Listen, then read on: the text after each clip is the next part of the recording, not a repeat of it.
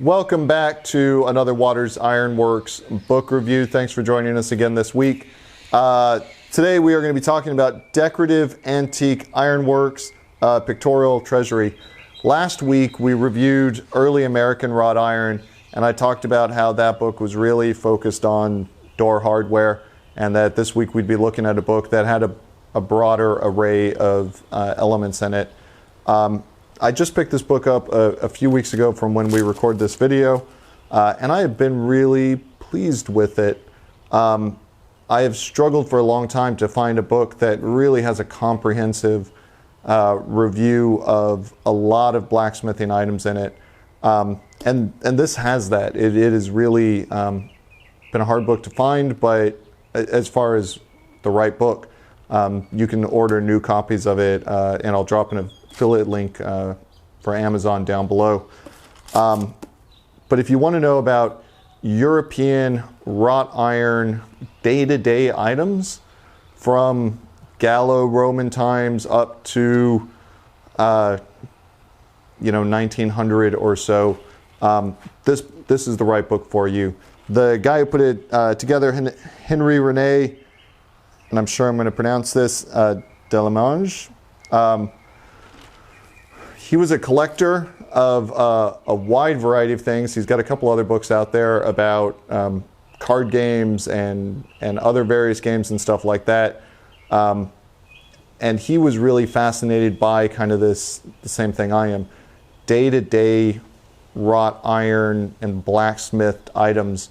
And so he helped actually found a collection that is in a museum in Rouen, France. I'm not going to try and pronounce the name of it. If you go to my full description on the video, you'll see a link, the name of the museum and a link to their website in that description. But he collected all of this wrought iron work and then documented it. And this book, and we'll toss a couple different plates up, but this book is just plates and photographs of all of these different wrought iron elements that he's collected, across Europe. And as you can see, they are beautifully photographed. There's not a ton of information about each one of the items, which is pretty common in this kind of book where it's a bunch of different plates that are all pulled together. But there is, I think, enough information that if you want to try and recreate one, you've got some idea of what it is, and at least a look at how to recreate it. Also, you can head to the museum in Rouen and see this stuff. The next time I go to France, and I've only been there once, but certainly on my list to go again, I'm going to make sure to stop by this museum and see a lot of these works in person. I'm going to grab my phone here to give you guys an idea of kind of the scope of what's in this book. You've got grills, you've got locks and padlocks, a lot of keys, keyhole plates, door knockers, doorknobs, hinges and mountings. There's a lot of hinges and mountings in a lot of these things. Bolts and latches, signs and brackets, steel jewelry, cast iron jewelry, toiletry accessories, key rings and handbags, boxes, snuff boxes, powder horns, shears and scissors, smoking accessories, religious symbols, sundials, table clocks, notebook covers, iron furniture, lighting fixtures and accessories, grills, andirons, tongs, other kitchen and fireplace equipment, knives and forks and chests and coffers, wooden furniture with iron parts, and some objects made from varnished sheet iron. So,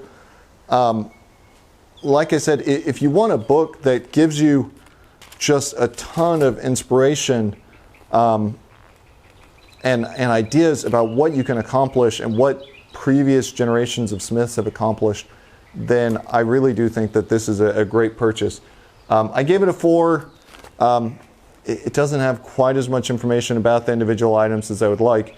It'd be nice if it were in color, or if you got multiple photos of some of the items. That knocked it down for me a little bit. For a beginner blacksmith, if you're looking for a book on how to blacksmith, this isn't it. I gave it a 0. As you become a more intermediate and advanced blacksmith, though, I bumped it up to a 3. There are just a ton of items in here that you are going to be able to look at, draw inspiration from in your own projects, and it is a hugely useful book for that. And so inspiration, I gave it a 5. Historical, I gave it a 4. Obviously a lot that you can look through and get inspiration from a historical perspective, and even learn the sort of things that were made from wrought iron.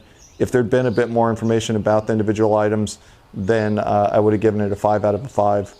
But if you're looking for a book of inspiration, and I've got a lot of books I bought kind of looking for that, this is probably the best of them that I've seen as far as a general what blacksmiths made in the past kind of book. So I do highly recommend it if that's the sort of thing that you're looking for. It is well worth picking up. Thank you guys so much. Again, I've got all my book reviews in a link down below, as well as a detailed review on this one where you can see a couple more photos from it and details about what's in it, as well as a little bit about Henry Rene, who was a pretty interesting guy. He apprenticed under the smith who created the door hinges at Notre Dame. So not only did he collect this stuff, but he was an accomplished smith himself. So do check that out. And if you are interested in the book, there's an Amazon affiliate link. If you use that to purchase it, it does help the channel out a lot. So thank you guys so much for joining us another week. And I will see you guys next week. Happy forging.